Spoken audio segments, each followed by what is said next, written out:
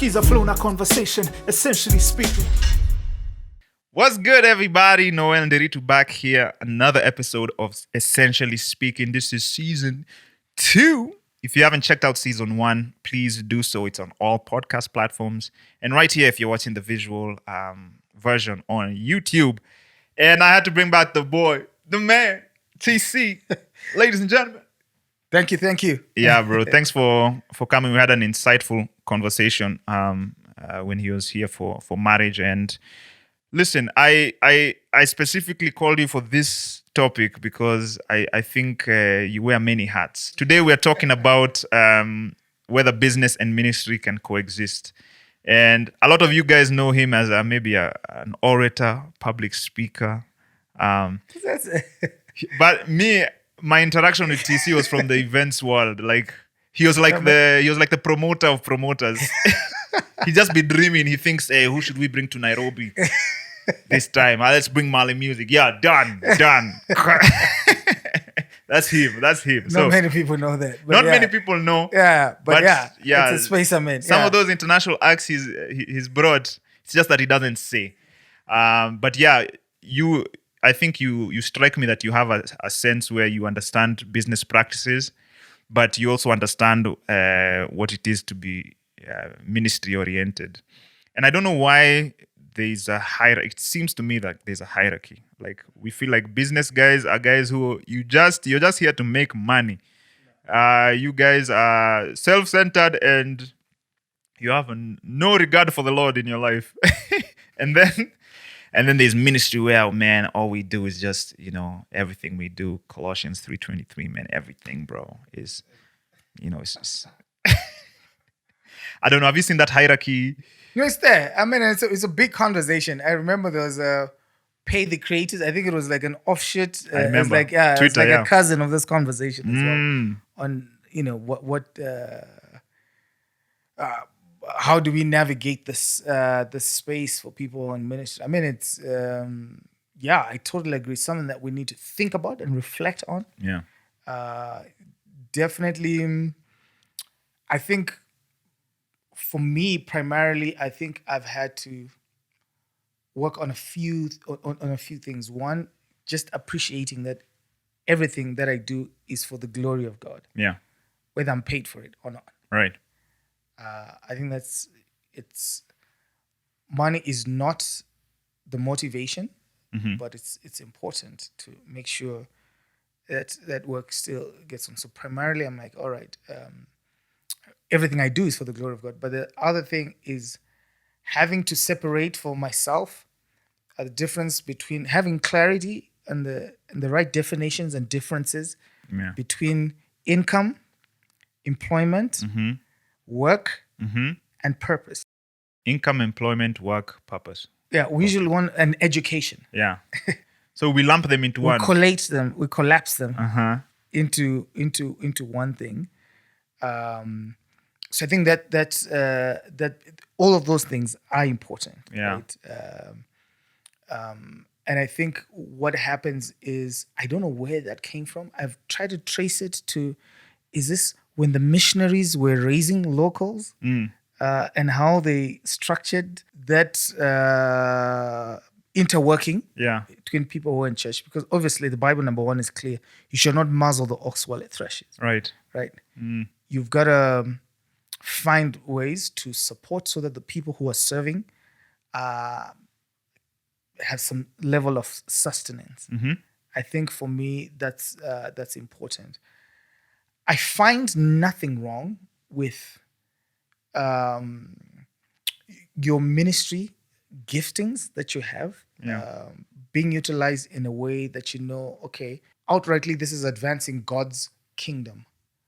But for me to keep doing that and people being blessed and people hearing the gospel, there's a way I need to make this sustainable for myself and for those who I serve with to make that happen. Yeah. So on one end, it's just that simple for me to like, hey, I don't know where the confusion starts to come in. I think it's that one that we've done that, and two is just, it's almost like an apostolic movement. Yeah. and I say that loosely for anyone who's an apostle. I mean, I apologize. Lol. No offense, but I'm using that like in a way to as a point of reference for that hierarchy Yeah. Yeah. of like ministry and gift to say there's only because there's other people who are not judged or questioned for earning Yeah. out of their ministry work, but then there's then that hierarchy. I think it's sometimes it's on another end, other than the history, on other end, it's also just symptomatic of a culture that people who think this is the most important and everyone else shouldn't do it. I don't know what your experience has been because you are in that Yeah. nexus in that center. Yeah, bro. I think it's been horrible. From church folk. There's this notion that there's such a huge double standard when it comes to especially public ministry, where the thing you do is public. I'd say maybe singing, preaching, those two being the top. People have this understanding that if you do those things, then it's the highest form of ministry, number one, which it's not. And then secondly is that that's the only thing you should do. So for me, for example, most of the time when you see me leading worship, I'm not necessarily getting paid my dues, right? I'm not charging market rate. But they feel like that's ministry, right? And so when I play a wedding, when I play at a restaurant, play somewhere else, now someone feels like, why are you doing that? Yet you should only be doing ministry A. So first, they don't see that this is vocation. And so even the question I ask to people is, do you work at a Christian organization? 9 times out of 10, they'll say no. I say, are you aware that your company may have unscrupulous practices, A, B, C, D, but are you still authentically Christian in that space? And half of the time they'll say yes, and they understand that dichotomy. But for me, they'll be like, no, but music is spiritual, and as if your work is not. So I've gotten that pushback where it's very separate. Like the way you make money, no, you should only do ministry, and I don't care how you make money, but just make it work. Maybe beg us, do something. And I have these other avenues that God has allowed me to have to sustain my family so that I can give you the thing that you value as ministry. Like the songs I write, the songs I release, I can only do if I'm earning money from elsewhere, because if I was dependent on just doing A, 9 times out of 10, it wouldn't work. So I've found that there's a double standard when it comes to that. And then secondly, I've seen that there's abuse of it, where the church, for example, will sometimes will basically have free labor in the name of ministry. So we'll have things like there's Sunday service that I think Sunday service is essential to the body, and I think that I don't look at it in a business sense. This is my personal conviction. I don't look at it from a business sense. I feel like this is where the community gathers, and if I'm giving of my time and gifting, then I can choose to do it freely and I'm not condemned. Just the same way someone can come and say, I want to be paid for that, and he shouldn't be condemned. I think that's a bigger conversation. But when it comes to other things outside of the Sunday service, where you've hired tents and you've put together this amazing thing, whether it's a conference, 3-day, whatever, you've done so many hires. But when it comes to specific skill sets that you feel you shouldn't be paying for, that are ministry, you assume that you'll get them for free. Whereas that's the place that you could equip some of these guys, whether it's graphic designers, whether it's musicians, whether it's, even tent providers, you have to hire tents. And even if I was to give you discounts, there's still an expectation that, this is vocation. It's not a Sunday service gathering. There's an expense to it. But I've seen there's a certain level of abuse where it comes to, no. Now I guilt trip you into feeling like now your heart is not ministry oriented if you say no to something that's not absolutely vital to the Sunday service gathering. It's outside of the Sunday service gathering. So I think that's what I've seen with the hierarchy. I've seen a double standard where people understand vocation in their lives, but not in mine.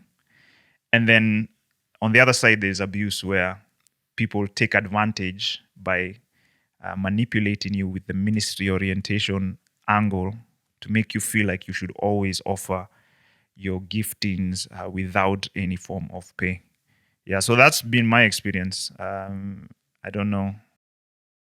I think that conversation is so many layers. There's a part of it that's just based on the church in Nairobi. Yeah, The church is way Exactly. broader and not as structured the same. When you say church, right? exactly. Talking This about is the church church in in Nairobi. Yeah.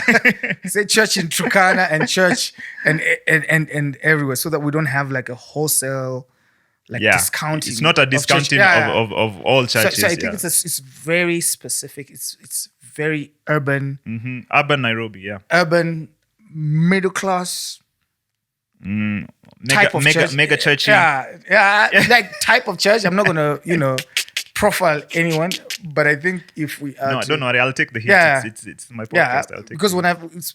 when I listen to that space, right, when people were talking, I could almost name what church they're talking about. Right, Yeah. right. Where I'm like, guys, we're talking about like 3 churches in the city. These are 3 or 4 Yeah, at most. Yeah, in the city, which is really a byproduct of also just people's theology of church.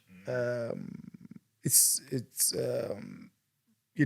where there's some churches that are not pursuing like how should a church be biblically ordered, but that's not the track on it. So I try and avoid the general and just like let's really zoom in into like a way of doing church, and then a reminder that primarily before like you're a musician, you're a Christian, Right. right? Yeah. And there's your role in the body, in the gathered body of Christ, right? So I think to layer and to cushion that conversation with those truths, because it's not a very linear conversation. I think from Yeah. it's so nuanced. It's I think layered, it's nuanced. It's number one. Primarily, I belong to the body of Christ, and I have a role in the body to use because my gifts. Chronicles talks about we've given you from your hand. Like what I give to the Lord, I've received from Him. Yeah. And I think when churches have the capacity and they've hired people, I think they definitely should, like any other. I think it's unfortunate that that's been the experience where there's hierarchy of gifts, hierarchy of importance, and different. I think churches. When it's within their capacity, Yeah. They should compensate those who are rendering a service at almost like at a staff level, Yeah. right? At a staff level. But on the other hand, it shouldn't become the primary motivation Obligate. or obligatory. I can tell you that growing up, it wasn't. But when churches started, professionalizing, the pragmatic churches, and that's happening. So I think that's one. But I think the other thing is, I think context is everything. I think one, like in the scenario where, let's say you sing in church, Yeah. but you sing in non-church gatherings. Yeah. As long as I think your music and whatever you're doing doesn't bring disrepute to the gospel, Yeah. doesn't dishonor God, it's not anti-Christ, Yeah. doesn't dishonor God, and it's not, you're not promoting anything sinful. Right. That's different. When whatever activity you're doing is violating Scripture, Yeah. I think that's where it becomes problematic. I think in Nairobi, it works in our context, in our cultural context. I don't think we still have people who are conservative, people who they prefer you to be exclusively church. They moralize their preference. They have problems with things that God doesn't have a problem with. Right. And yet we still need to steward that in a way that our liberty doesn't make one stumble. Right. I don't think there's anything wrong because our gifts are for the gathered church. Yeah. And also if we're using that gifts to earn, but also to promote values that are consistent with our Christian teaching, and we are getting paid for it to take care of our families, which is your primary responsibility. You've been given to belong to the church, but to live out your faith, to use your work. I think it's part of dominion over that, not into dominion theology, but just like, okay, this is my role on earth as a person. This is my gift that I've been given. And how is there a way that this can bring me income to serve my family, which is my primary responsibility? I don't think there's been thing. I think my honest assessment, it's a problem that's rooted in just certain ways that church do their ministry. Yeah. So that's where you get that backlash for, don't do. I think that's where the problem is. But we need to steward our gifts for income, and making money is not, as long as we're not idolizing it, as long as there's nothing wrong, there's nothing innately evil. I think there are people who've just been taught that's wrong. Yeah, money is not innately evil. It's the love and idolatry of money. Yeah. Right? But you said something about stewarding gifts. I think another thing worth mentioning is because of the hierarchy that we've created, where this is business, this is ministry, we've become almost poor stewards of our gifts. We have. I'll give you an example in the music scene. For example, there are many artists who reach out to me, both secular and gospel musicians, and the ones who are starting out, right? And this is the sense you'll get from the secular musician. He knows that this is a product, so he's reaching out to you to know, how do I leverage the product to get it to the people who care about it, right? Because I'm seeing that you're speaking to the people who care about your product. So what have you been doing?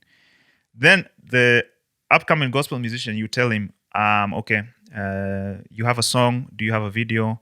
Okay, we're going to create a reel for this. We're going to do ABCD to get the word out. And the sense I get from them is, I don't want to make it about myself. Like, this is about God. Yeah. And so they confuse basic business practices to get your product out for self-promotion, and in turn label it pride, label it so many things.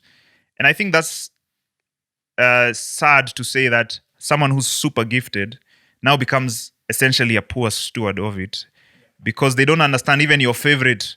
Who is the guy you think is the holiest? Your favorite worship leader, there is a mechanism around that guy to bring him to your face.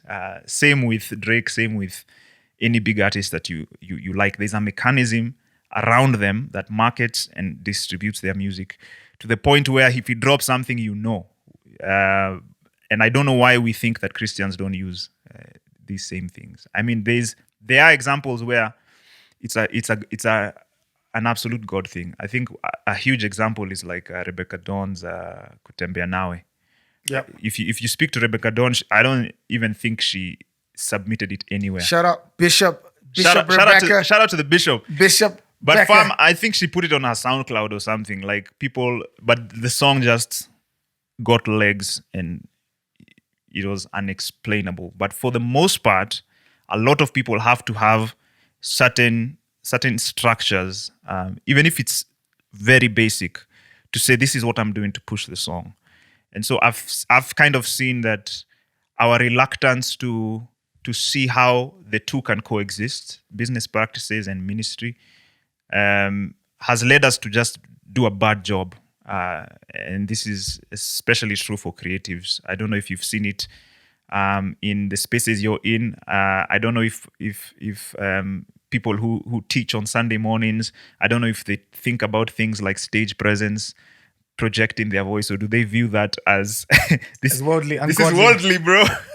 The anointing will come on the Sunday. Yeah. But yeah, I've kind of seen it. I don't know what your thoughts are about seeing how it plays out in us actually being salt and light.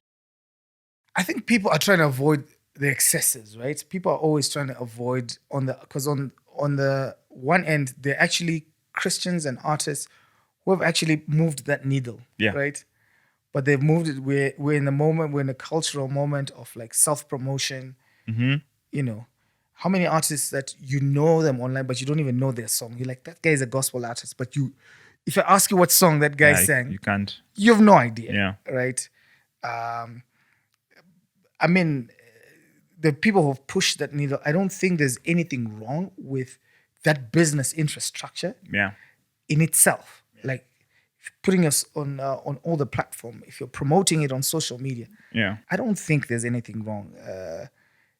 It's like money, right? People who say that if you get money, if you stop misbehaving, it's just exposing you. Right. So that It's your those, character. yeah, those infrastructure are just exposing something in us. Right. Yeah. Right. Where people, when they're afraid of that sexism, like it's exposing that side in us. And then even here, like if you, God works within the worldly systems and what's there for the advancement of his gospel. Like if you hear the context of in the fullness of time, Christ came, whatever the Greeks and the Romans had put in structure, the idea of gathering, town squares, synagogues, and everything. It was almost like the cultural centers Yeah. that Christ was going on to and using what was cultural to communicate and propagate what is eternal. So I think there's really need for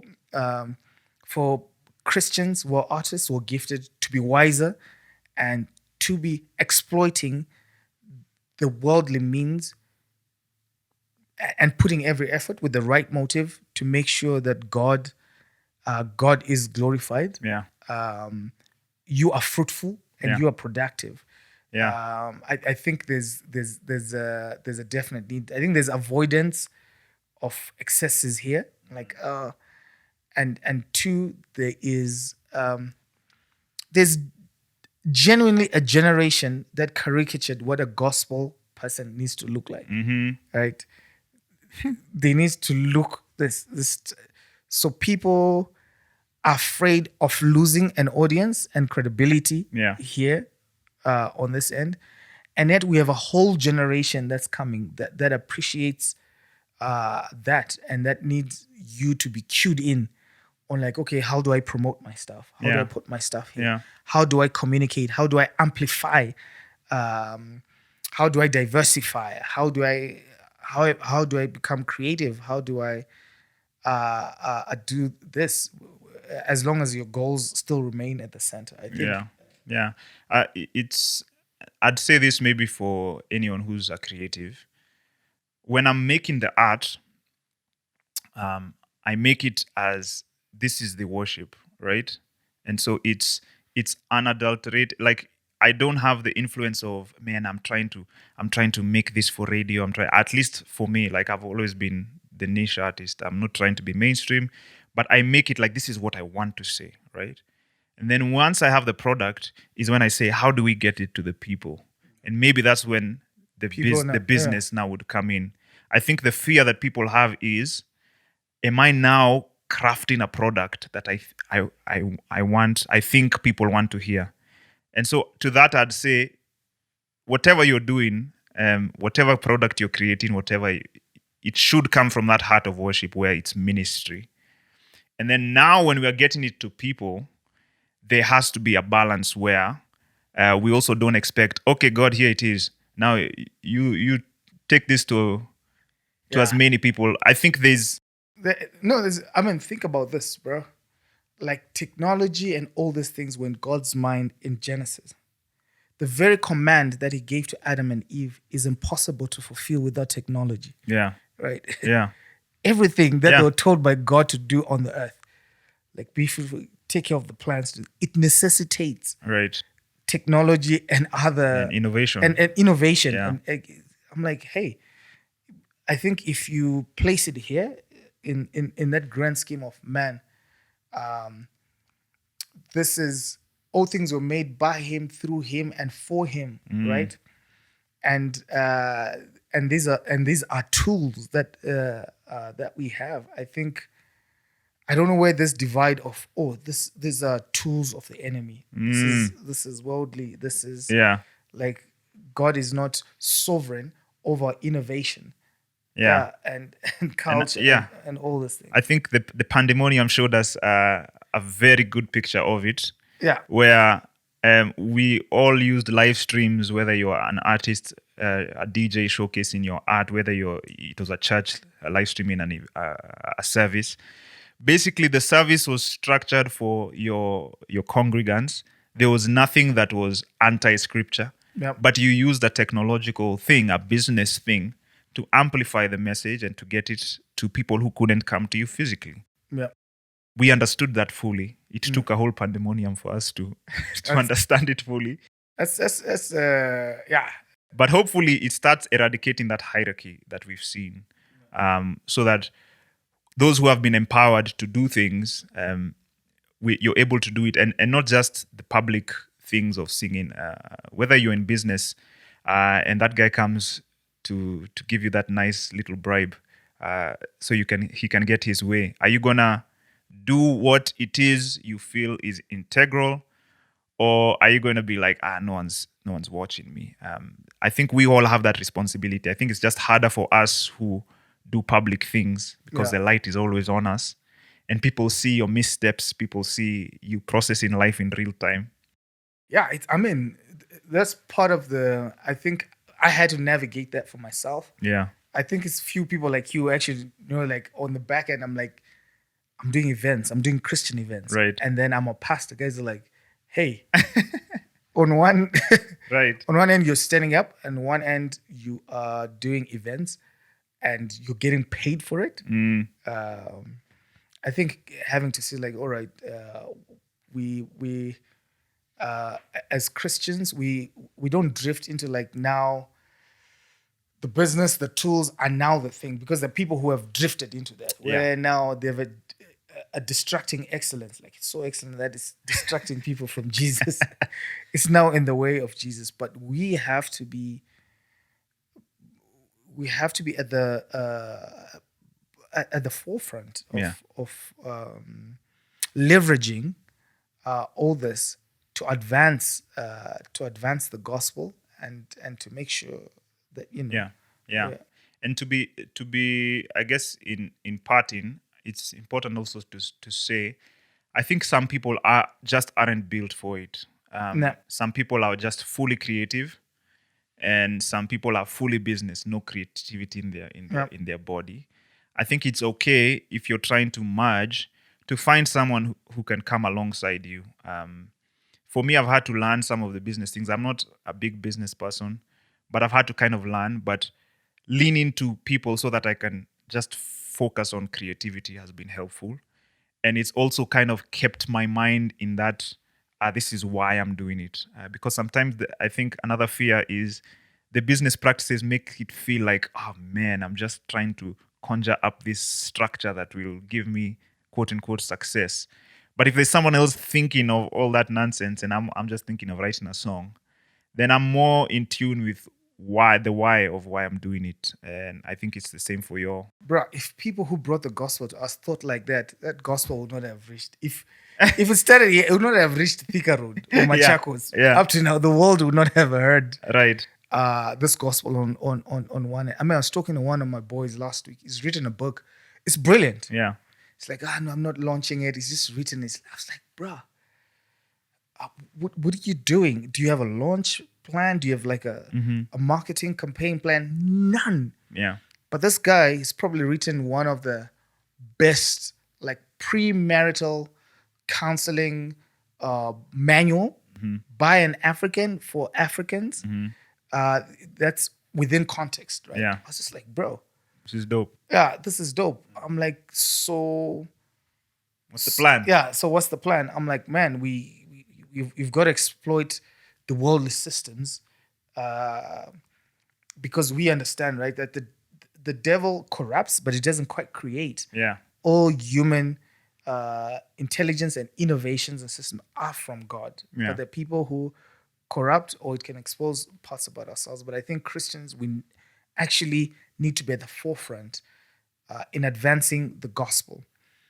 And we need to make sure, and especially as Africans, bro, listen, for gospel work and gospel workers to advance. There's missionary funds are drying abroad. Yeah. It's not going to happen. It's not sustainable. It's not sustainable. How do we have our own local missions, build our local missional economies and ways of to make this sustainable? Because people usually judge and say that they're getting funding from somewhere. Yeah. They're saying, okay, we can afford to do this, but bro, we're like indigenous missionaries, right. There's no money coming from anywhere. You and I have to find ways to not commercialize our gift, but monetize to make sure it's sustainable and the work continues. The work continues. That's So, fair. Yeah, That's fair. I think that's a big point with this conversation, with what we are trying to say, is that if we are indeed passionate about ministry, then we have to find ways that this is sustained, this is not compromised, this is at the forefront. And there are things that can enable us to do it without us sprinkling Jesus on this too much and thinking that things will magically happen. He's given us tools to use. We can use them and not compromise on our faith. And so maybe that's our encouragement to you. If you're listening to this and you're in business, it's still ministry. You can be that salt and light in that space. If you're listening to this and you consider yourself, I'm a minister, but I don't have space for business, find someone who can come alongside you and really find a way to sustain your ministry, because we want you creating forever, because this needs to be heard. You know what I'm saying? So on that note, there is a tip jar number for my Essentially Speaking podcast. If you want to see me create more content like this, we're also looking for sustainable partnerships and sustainable ways of continuing to put the word out and advance the gospel. So you can check out my till number if you want to send a little something to me or TC. We need to have a coffee after this. You know what I'm saying? There's a number on your screen right now. Bishop 1-800. Lol. But yeah, man, we hope the conversation is helpful. We hope you'll find that balance.